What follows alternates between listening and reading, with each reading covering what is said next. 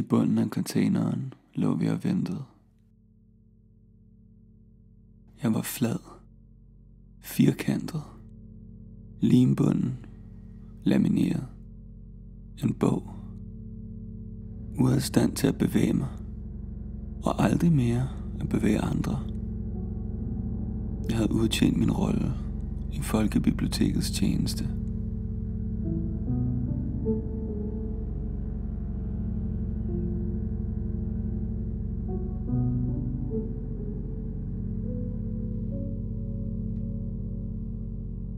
Jeg husker det endnu, hvor det hele startede. Bibliotekscentret, hvor alle aspirerende biblioteksbøger registreres i Nationalbibliografien. Hver dag ankommer hundredvis af bøger til behandling, til bedømmelse.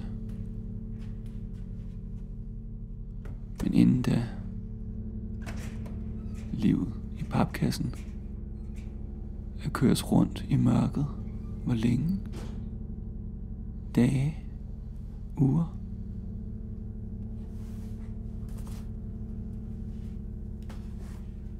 Jeg hørte papkasser omkring mig blive sprættet op. En skæren, og så de første sprækker af lys. Skarp som kniven for den, der havde vendet sig til mørket i kassen.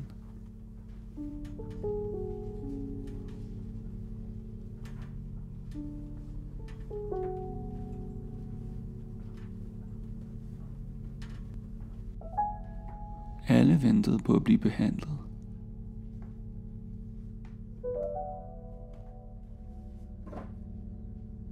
Behandlingen kunne have flere forskellige udfald. En registrering i Nationalbibliografien i al hast. En mere grundig, udvidet registrering. Æren at sendes videre til lektørudtagelse. Eller den værste af alle. At frasorteres som uegnet for folkebibliotekerne.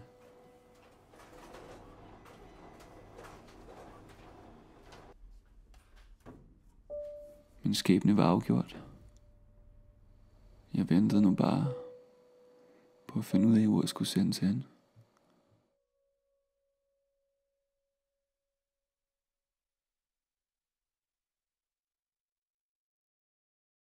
Alle mindre biblioteker har et centralbibliotek, hvor de kan søge hjælp.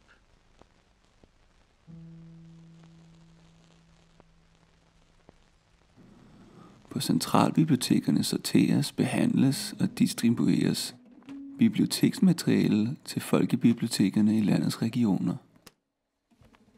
Bibliotekernes oplysningskontor står i forbindelse med alle de videnskabelige og faglige biblioteker i landet og en række større udenlandske biblioteker. Når bogen er opsporet, sendes den gennem centralbiblioteket til sognebiblioteket uden udgift for låneren. Er centralbibliotekets bogbil på oplandstur, tager den selvfølgelig de bestilte bøger med. Bogbilen er et vigtigt bindeled mellem centralbiblioteket og de små sognebiblioteker. Bogbilerne var centralens pålidelige kurerer, og hver morgen hentede de bogkasserne med sorterede bøger og kørte dem ud til de forskellige biblioteksfilialer. De afhentede også bøger, som skulle med tilbage og sorteres igen. Alle skulle igennem centralen, uanset hvor vi skulle hen. Man snakkede om, at anlægget måske vidste, bedre end selv bibliotekarerne, hvilke bøger lånerne ville læse. Jeg vidste ikke, hvad jeg skulle tro. Det var en forvirret og restløs tid for mig.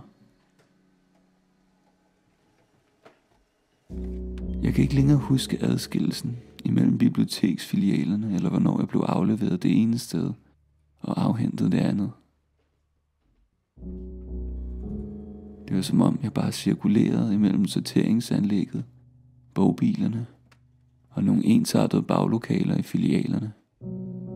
At jeg aldrig rigtig nåede frem til min destination, hvor end det var. Der var en gang, hvor jeg stod til afhentning i reolen på en filial. Længe, Men ingen kom og hentede mig. Snart var jeg tilbage i bogbilen, tilbage i centralen, tilbage på sorteringsanlægget. Hvem eller hvad holdt denne cirkulation i gang? Sendte mig afsted og tilbage uden ende. Jeg blev mere og mere overbevist om, at jeg måtte være offer for en fejl i systemet. Med tiden mødte jeg andre, som delte min skæbne. Flakkende bøger, som ikke kendte forskellen på steder længere. Som aldrig var nået frem til det, vi inderst inde alle ledte efter. En låner. En dag blev cyklusen afbrudt. Jeg blev kastet ud af sorteringsbåndet og endte i de trygge hænder af en bogopsætter.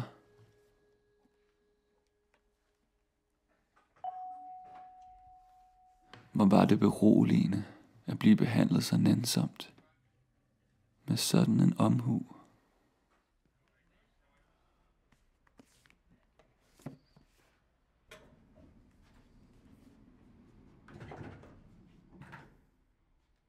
Snart efter blev jeg bragt ind i hjertet af det hele. Hovedbibliotekets udlånsafdeling, hvor der var reoler med bøger så langt jeg kunne se.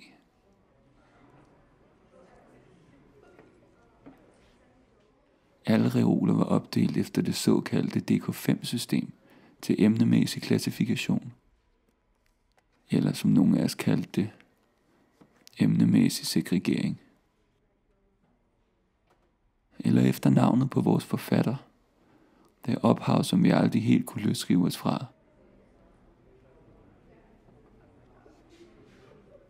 At komme fra de mindre filialer til hovedbiblioteket kunne være en overvældende oplevelse for en bog, men jeg følte mig godt tilpas med det samme.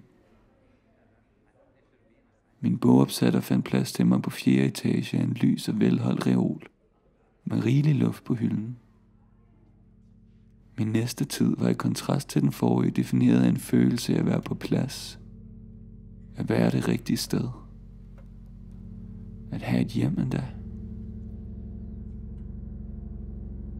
Der var godt nok ikke nogen, som lånte mig, men jeg var derude at blive luftet en gang imellem til en uforpligtende bladren rundt.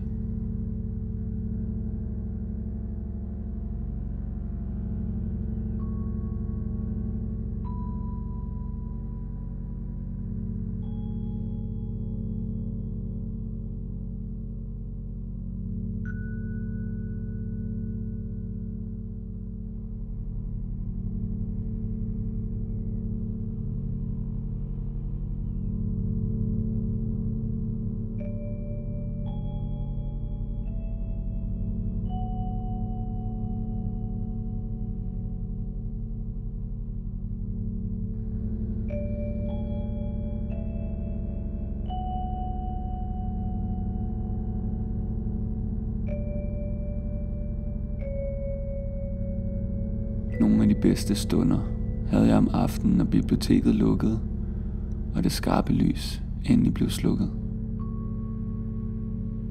For os bøger, så er søvn et abstrakt begreb. Vi behøver ikke, nej, vi kan slet ikke sove. Altid er vi vågne på samme måde i løbet af alle døgnets timer. Man må sige, at for de flestes vedkommende så var det en ganske stilfærdig tilværelse uden særlig mange udsving eller uventede hændelser. At vi samtidig var opdelt i en sådan grad, at man nærmest aldrig havde mulighed for at se andet end sin egen plads, gjorde, at mere eller mindre fantastiske forestillinger om fjerne bøger nemt kunne opstå. Jeg husker den paranoide stemning for de år, hvor strikkebøgerne vandt mere og mere indflydelse, og hele strikkebogsafdelingen blev oprettet. Der blev snakket om sammensværgelser, om bøger med strikkemønstre, som indeholdt skjulte budskaber, kodet meddelelser i mønstrene, som hjernevaskede folk. En sammensværgelse, nogen kaldte for Project Mindwave. Bedst var det, når en længe udlånt bog kom tilbage med historier om, hvad de havde set og oplevet. og om deres møder med lånerne. For dem af os, som aldrig forlod reolerne, var dette et lille vindue til verden udenfor.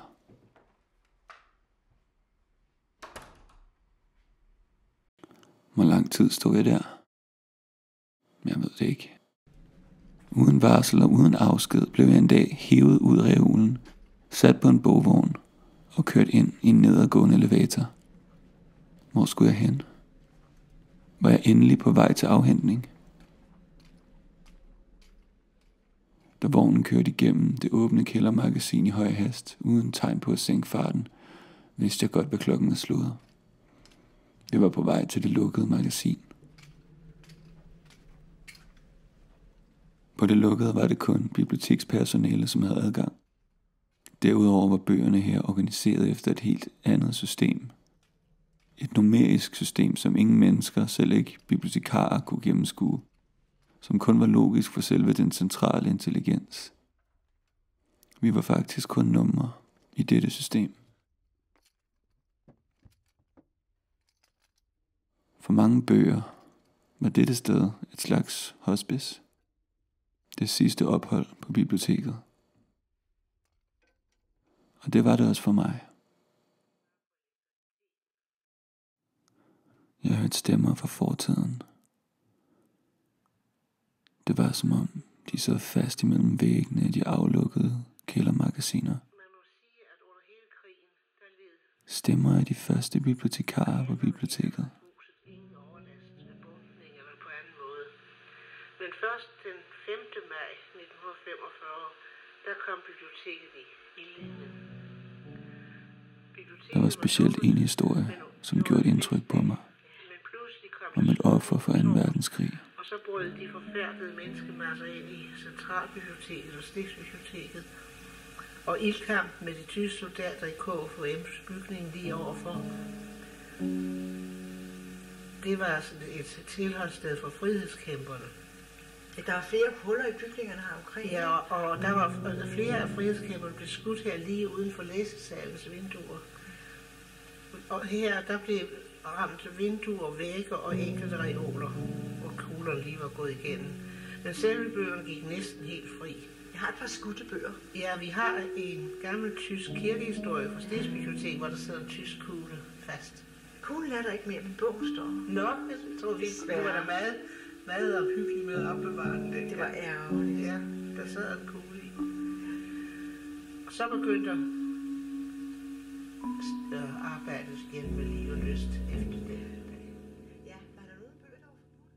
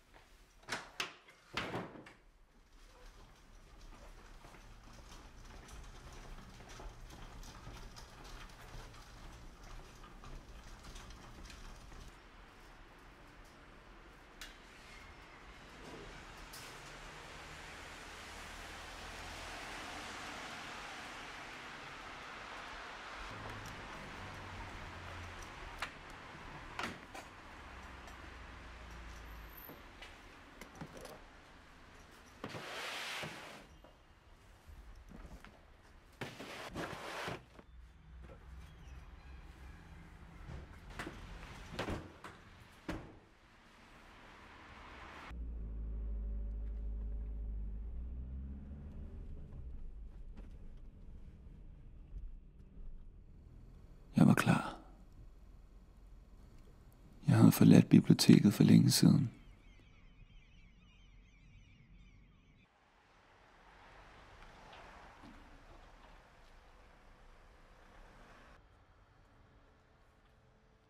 Det siges, at bibliotekerne en dag slet ikke kommer til at have nogle bøger længere. At alting bliver mere og mere immaterielt.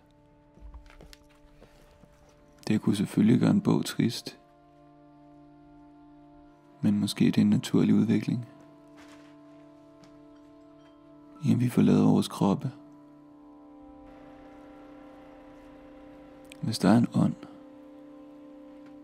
så tror jeg, at den findes i lederne. I mellemsiderne. Og snart, når jeg ikke længere er en bog, vil der opstå noget nyt ud af mine bestanddele. Måske endda en ny bog.